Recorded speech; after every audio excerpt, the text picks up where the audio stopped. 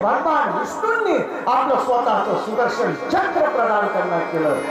कार्तिकेय भगवंताकडे एकही या जगातलं अस्त्रशस्त्र नव्हतं असं नाही। स्वतः भोलेनाथांनी आपलं पाशुपतास्त्र त्यांना प्रदान केलं, सर्व विद्यामध्ये पारंगत केलं, सिंहासनावर बसवला आणि त्या ठिकाणी सर्व देवतांनी मिळून सेनापती म्हणून या कार्तिकेय भगवंताचा स्वीकार केला आणि हातामध्ये खड्ग कार्तिकेय भगवंताचा प्रदान केला। म्हणजे नगरसेवक पण आलेले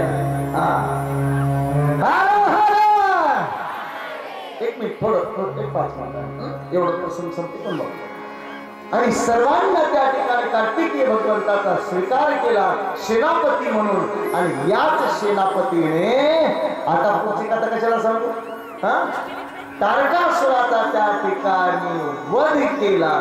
बोले कार्तिकेश्वर भगवान। आता सगळं सांगायचं म्हणजे कार्तिकेयचं चरित्र म्हणजे गेल्या वर्षी सांगितलेलं तुम्हाला, युद्ध कसं केलं, काय केलं आणि दिव्य अशा प्रकारे इथून पुढे कार्तिकेय भगवंतांनी यांचा वध केला। शेवटी अनेक राक्षसांचा वध करून क्रौंच पर्वतावर कार्तिकेय भगवान कसे गेले हे पुढे सांगेल। आणि इथून पुढे असणार गणेशाचं चरित्र येत आहे, हे गणेशाचं चरित्र सांगतो।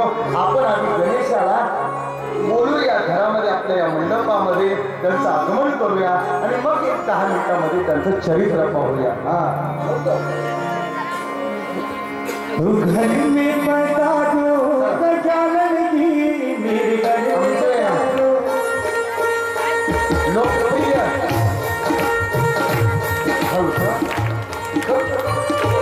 नगरसेवक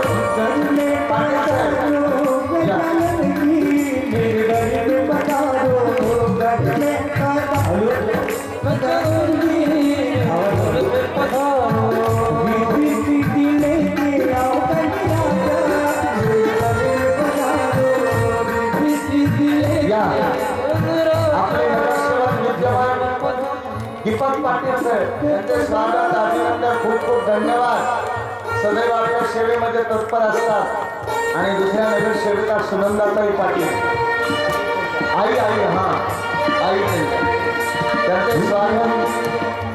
आणि मला वाटतं प्रत्येक वर्षी संस्थानामध्ये तेवढी तरक्की असते। मध्यंतरी एकदा पाटलांकडे आलो होतो, एकदा आम्ही भेटीला आलो होतो पाटलांच्या, म्हणजे तुम्हाला काय सांगायचं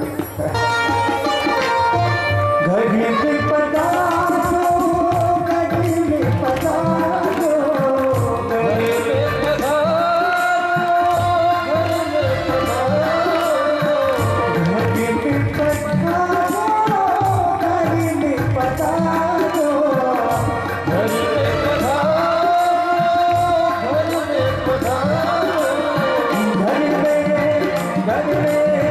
घर में पधारो गजानन जी, मेरे घर में पधारो, मीठी मीठी लेके आओ मेरे घर में पधारो, घर में पधारो गजानन जी, मेरे घर में पधारो।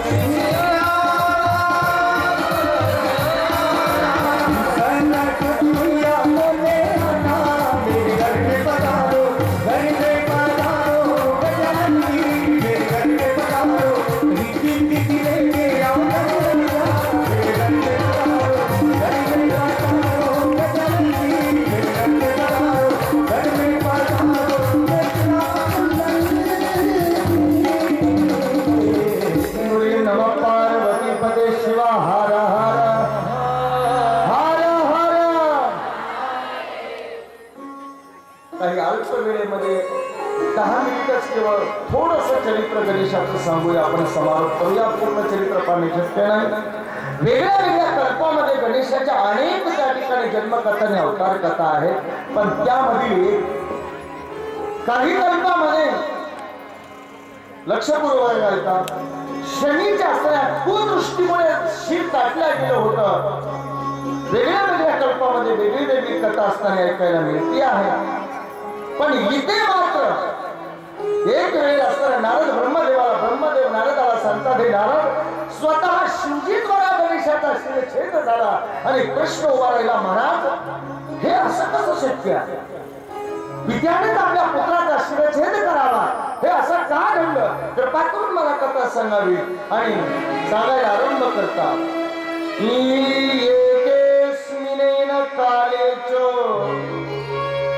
जयाच विजया सखी पार्वत्याच्या मिलित्वामये विचारे तत्परा भवा. एके दिवशी पार्वती त्या ठिकाणी स्नानाची तयारी करत आहे. तिच्या सख्या ज्या आहे, तिचं एकीचं नाव आहे जया आणि एकीचं नाव विजया आहे. आणि या स्नानासाठी अंगाला त्या ठिकाणी उठण्याचं मर्दन करत आहे त्या सख्या. आणि करता करता इतक्यामध्ये यांची सुंदर अशा प्रकारची चर्चा चालू झाली. आता म्हटली या सख्या म्हणून आपल्या पार्वतीला, पार्वती, कधी कधी या कैलासामध्ये निवांत महलामध्ये स्नान करावं असं वाटतंय, आम्हालाही ठीक आहे, सेवा करावी वाटते. पार्वती म्हटली, पण अडचण अशी आहे की अचानकच कुणी येतं आणि त्याच्यामुळे स्नानाचा आनंदाचा भंग होतो. त्या जय विजया म्हटल्या, पार्वती, तुम्ही म्हणताय ते खरं, पण शंकर म्हणले विशेष करून येतात भोलेनाथ, पण त्यांना कोण अडविणार? होय, मालकाला कोण अडविणार दारावर? आणि तुम्हाला मला तो संकोच त्या ठिकाणी वाटतो. मग डोकं लावलं त्या जय विजय म्हणजे याच्यात एक उपाय आहे. म्हणल्या तर शंकर भगवान म्हणजे दारावर त्या ठिकाणी अनेक गण आहेत, द्वारपाल उभे आहेत, पण ते मालकाला कसं अडविते? भोलेनाथाला असताना ते अडवू शकत नाही, कारण ते सगळे भोलेनाथाचे गण आहेत. मग म्हणजे काय करायला पाहिजे? म्हणजे एवढे हजारो भोलेनाथाचे गण आहेत, ते त्यांचीच आज्ञा पाळतात. आपल्याला अडचण वाटते.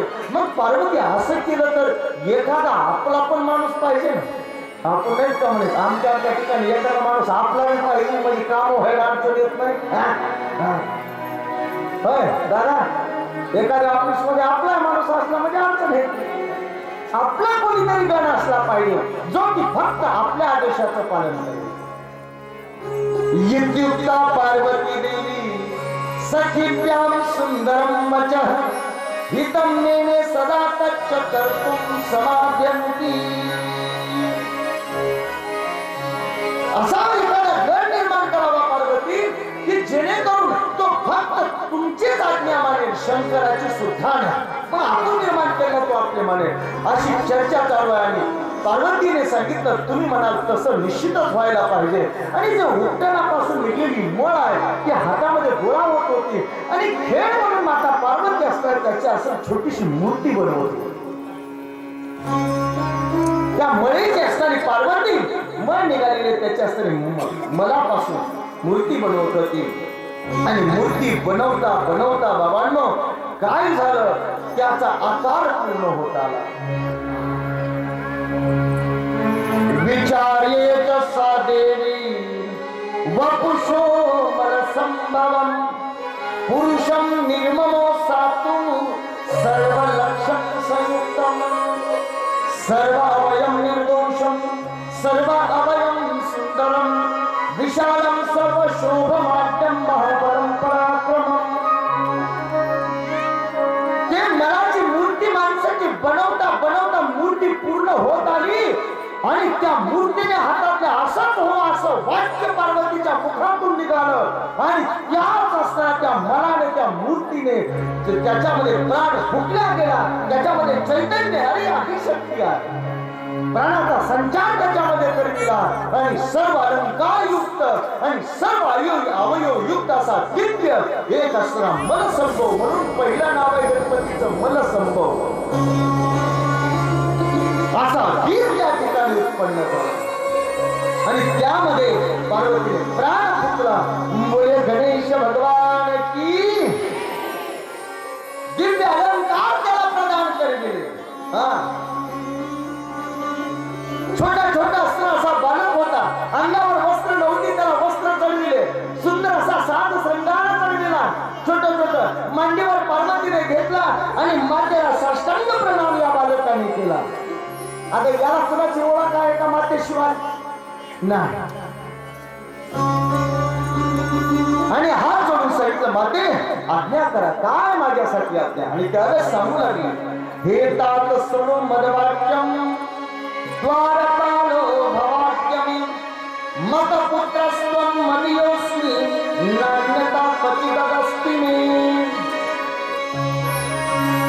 तू माझा पुत्र आहेस आणि जा, माझी आज्ञा आहे की द्वारावर जाऊन त्या द्वाराचं रक्षण कर आणि माझ्या परवानगीशिवाय माझ्या असणाऱ्या महलामध्ये कुणाचाही प्रवेश होता कामा नये. कोण फक्त माझा प्रवेश. हातामध्ये एक छडी दिली आणि निघाले मातेला वंदन करून. आता इथे चर्चा बरीच आहे पण पुढे चला. आणि निघाले त्या ठिकाणी दारावर जाणार. तुम्हाला वाटत असेल ते मळापासून ते कसे बनले. आणि तुम्ही सुद्धा तुम्ही आम्ही सुद्धा मातीपासूनच मळापासूनच बनलेलो आहे.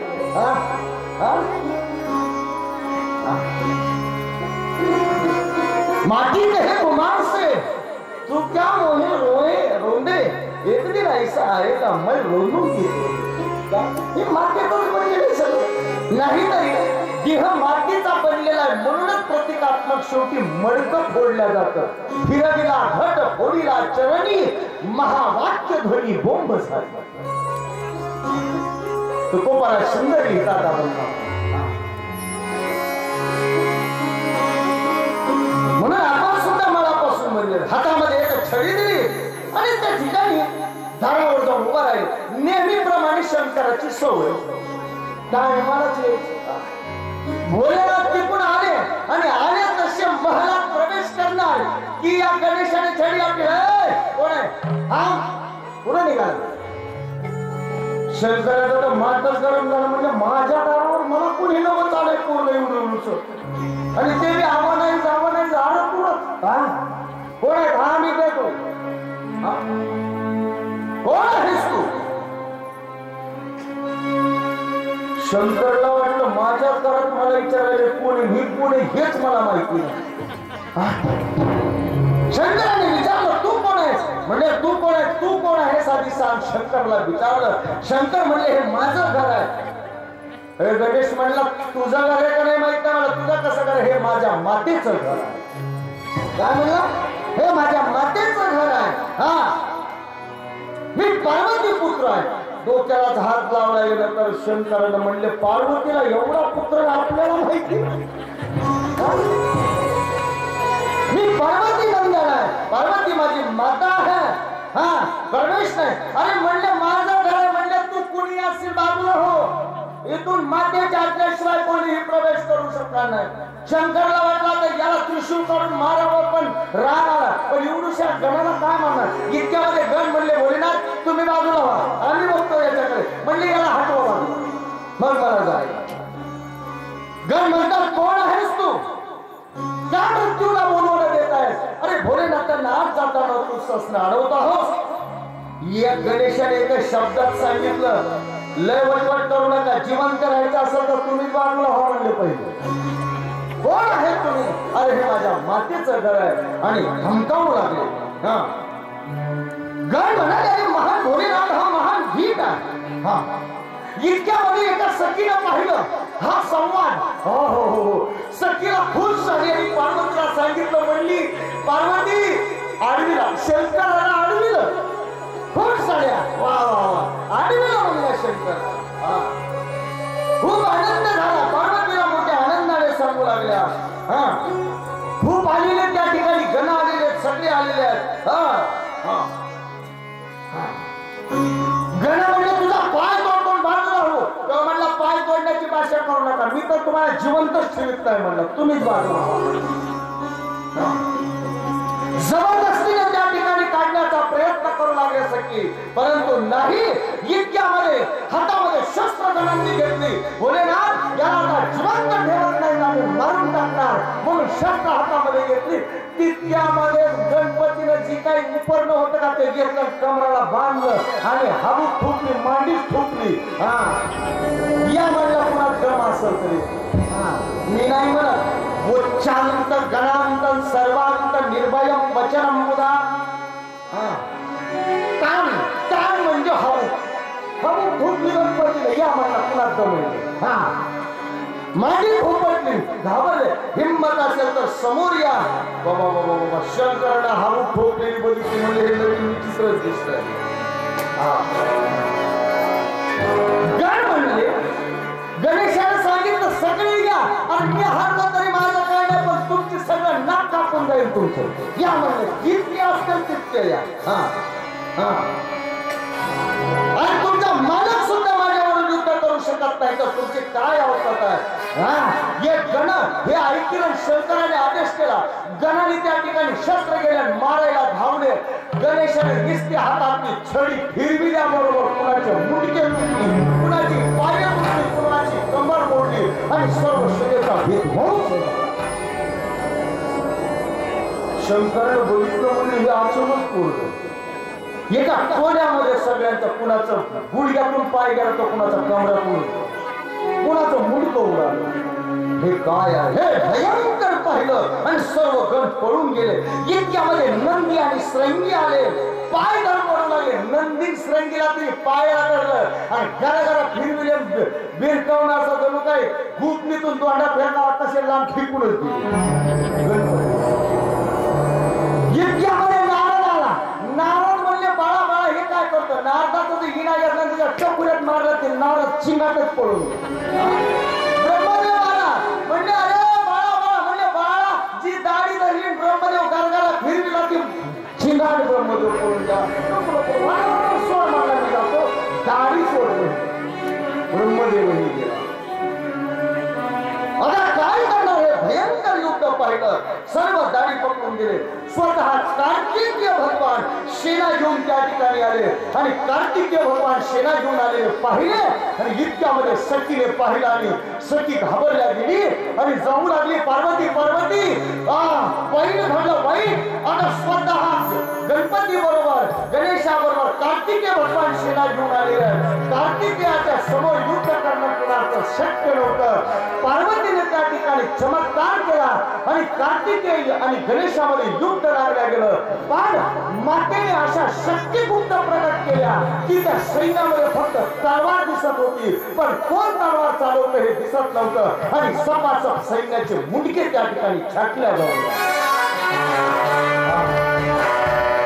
कारण मातेला माहित होतं की आता गणेशाचं रक्षण करणं हे कर्तव्य, कारण की कार्तिकेय भगवान म्हणजे सामान्य.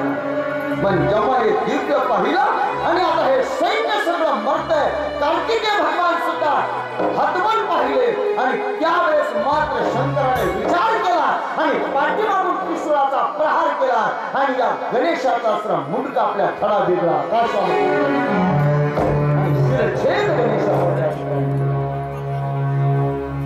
हे पाहिलं कार्तिकेय भगवान सुद्धा हतबल झालेले पाहिले आणि सर्वांनी आले. हे ज्यावेळेस गणेशाचं मुंडकं उडवलेलं पाहिलं आणि धावत पार्वतीने महाभयंकर केला. माझ्या पुत्राला कोणी मारलं हे पाहिलं आणि हा क्रोध इतका अनावर झाला. त्यावेळेस सर्व प्रकार शंकराला कळाला आणि मग शंकराने सगळ्या गणांना आदेश केला, माता पार्वतीचा क्रोध जर शांत करायचा असेल तर या गणेशाला जिवंत करणं आवश्यक आहे. आदेश केला, जा या सृष्टीमध्ये दिसेल त्याचं पण विना विलंब एक शिरच्छेदन करून घेऊन या. गण धावतच गेले. बारका असणारं एक हत्तीचं पाडस डुलू निघालेलं होतं रस्त्याने. तलवार चालवली आणि त्याचं मुंडकं छाटून आणलं. गणे शंकराच्या हातामध्ये दिलं आणि हातामध्ये देता क्षणी त्या धडाला ते चिटकलं. संजीवनी मंत्र फुटला गेला आणि भगवान त्या ठिकाणी बाबांनो गणेश आता गजानन बनला गेले. बोले गजानन भगवान की. आणि दिव्य अशा प्रकारे का बरं हे शास्त्र. आता इथून पुढची कथा मी सांगत नाही, तुम्ही गणेशाची तयारी करा आगमनाची. इथून पुढची कथा उद्या सांगेल, फक्त अध्यात्म सांगतो. गणेश भगवान प्रकट झाले. पण एक सांगू का भव्य, तुम्हाला या गोष्टीवर विश्वास वाटतो का की शंकराला माहित नसावं? अरे अंतर्यामी आहे. दिव्य अशा प्रकारे त्यांना असताना बसविलं. पार्वतीच्या मांडीवर स्वतः जिवंत केलं. इकडे लक्ष ठेवा, जिवंत करून पार्वतीच्या स्वाधीन केलं. दिव्य अशा प्रकारचं पूजन केलं. का बरं मुंडकं छाटलं त्याचं कारण आहे, मुलगा केवळ एकट्याचा असू शकत नाही. असू शकतो का? माता पित्याची निर्मिती म्हणजे पुत्र संतान आहे आणि केवळ गणेश फक्त मातेपासून उत्पन्न होते. पण असं होऊ शकत नाही, हे प्रकृतीच्या विरुद्ध होईल. म्हणून भगवंताने त्या ठिकाणी त्याचं मुंडकं उडविलं. मुंडकं आता शंकराचं आहे आणि धड असणार पार्वतीचं आहे. दोघांचा मिळून आता गजानन बनला गेला. पहिला केवळ गणेश कुणाचा होता, एकटा पार्वतीचा होता आणि म्हणून आता दोघांचा त्या ठिकाणी मिळून झाला. बोले गजानन भगवान की. इथून पुढे असणारा पार्वतीला प्रसन्न करण्यासाठी याला गणाध्यक्ष पद देण्यात आलं. याचं पूजन केलं. जो याला सिंदूर लागेल त्याच्या मनोकामना पूर्ण होतात म्हणून सांगितलं. मार्गशीर्ष महिन्यामध्ये पडणारी जी चतुर्थी आहे, या चतुर्थीला विशेष महत्व सांगण्यात आलं. गणपतीच्या आराधनेचं या महिन्यातली चतुर्थी बरं का. ते बाकीचं तुम्हाला उद्याच्याला सांगेल. आणि अशा गणपतीचा सण आपण सर्व त्यात मोठ्या आनंदाने स्वागत करूया. बोले गजानन भगवान की. मी याच ठिकाणी आता थांबतोय. बाकी चरित्र खूप आहे सारं गणपतीचं, पण गौरी लालाचं त्या ठिकाणी आपण स्वागत करणार आहोत. त्याआधी काही निवेदन मी करतोय, लवकर आणा, वेळ नका लावू. आलेली सगळी पाहुणे मंडळी, यानंतर बाबांचा दिव्य असा चाललेला हा नाम महोत्सव पाहता पाहता आज 6वा दिवस संपन्न झाला. 8 दिवसाची कथा होती. आता केवळ 2 दिवस कथेचे उरलेले आहेत. राहिले सगळे सर्वांनी या ठिकाणी यायचं, कथेचा आनंद घ्यायचा. दुसरी महत्वाची गोष्ट एक निवेदन करतो आहे मी की या वर्षीचा असणारा जो सत्संग आहे हा हरिद्वार क्षेत्रामध्ये अस्त्र आयोजित करण्यात आलेला.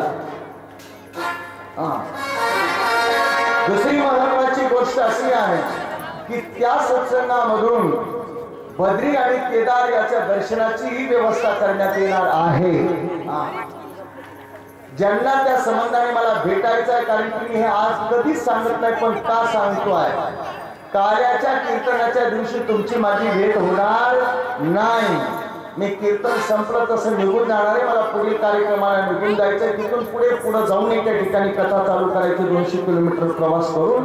त्याच्यामुळे ज्यांना बाकीच्या ज्या सूचना आहेत त्यांनी, आणि दुसरी गोष्ट अति मर्यादित लोकांना नेल्या जाणार आहे. विशेष करून जे उज्जैनला सत्संगाला होते त्यांना पहिलं प्राधान्य देण्यात येणार आहे.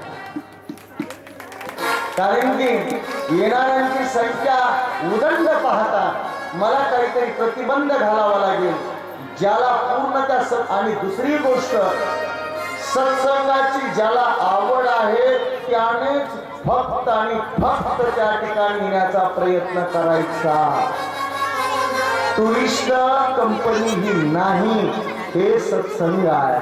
बाकीची चर्चा तुम्हाला मी उद्याच्याला सविस्तर आणि विस्ताराने सांगतो. म्हणून आणि केवळ नांदेड साईडचे 100 लोकांनाच प्रवेश दिला जाणार आहे. फक्त 200 ते 250 लोकांना प्रवेश. कारण की आपण इतर सत्संगामध्ये 500, 450 असे लोक असायची, पण या ठिकाणी एवढ्या लोकांना मी प्रवेश देऊ शकत नाही. कारण की नियोजनाची क्लिष्ट असल्यामुळे मर्यादित. जे आपल्या उज्जैनला होते त्यांनी आधी नावं नोंद करून घ्या. पुन्हा जर तुम्ही आलात आणि तुमचं नाव न येता पुन्हा दुसऱ्यांनी नावं दिली आणि तुम्ही पुन्हा म्हणलात की मी उज्जैनला होते, त्याला मी काही करणार नाही. बाकी त्याचा उद्या करतो. आता गणेशाचा असणं त्या ठिकाणी आगमन करूया. गणपती आला,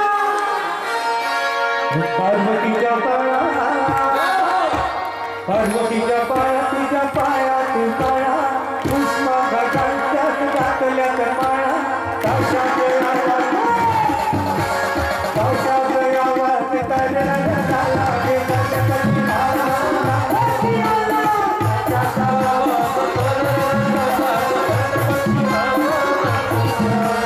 पार्वतीच्या पाया तुझ्या पायात पाया, उष्मा घाटांच्यात घातल्यात माळा. ताशात आवाज तरळला झाला, गणपती आला, गणपती आला.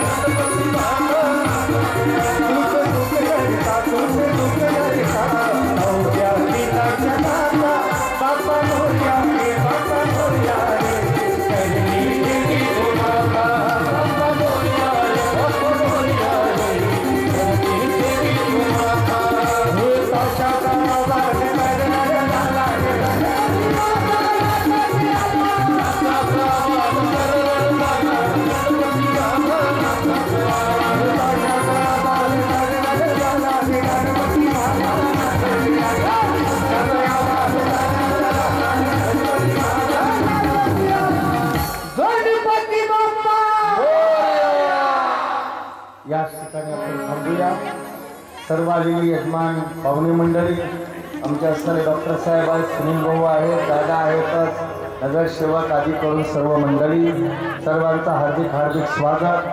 आज अविरत 14 वर्षापासून चालू असलेला हा दिव्य सत्संग कोरोनाच्या काळामध्ये सुद्धा याला विराम बसला नाही. या सुनील भाऊ, डॉक्टर साहेब,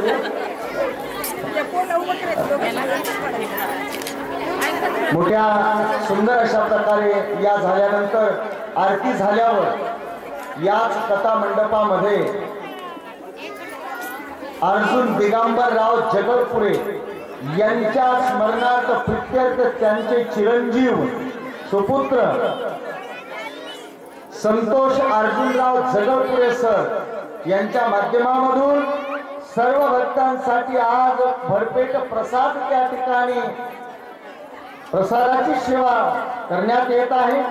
याच वर्षी नाही तर गतवर्षीही त्यांनी प्रसाद दिला होता. जेव्हा जेव्हा सत्संग आहे तेव्हाच असणारी प्रसादाची सेवा त्यांच्याकडे त्यांनी स्वीकारलेली आहे. त्यांचं खूप खूप धन्यवाद, खूप अभिनंदन आणि एकदा त्यांच्यासाठी टाळ्या.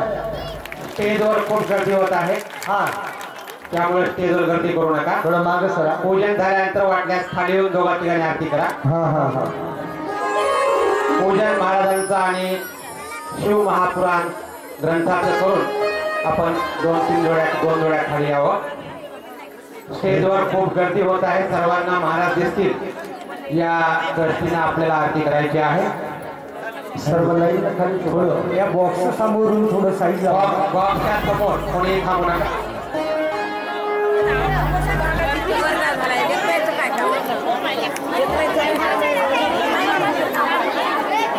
थोडं साईडला होऊन जाणार, तुम्ही आम्हाला सांगून नाही येत.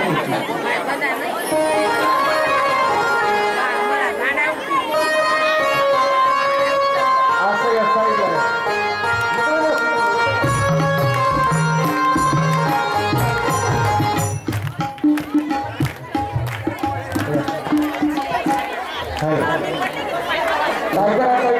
खाली उभे राहता येईल. आरती म्हणजे व्यवस्थित समोरून करता येईल. मला सगळेच आरतीच्या खाली जा, सगळेच खाली जावर मग खालून सगळ्यांना आरती करता येईल. बरं घ्या, बरं घ्या. या अलीकडे रीड गोल्ड गोल्ड पूजन करून खाली या, गर्दी होणार नाही. लहान मुलं थोडं गोल्ड सुरू काय गणेश झाली आहे.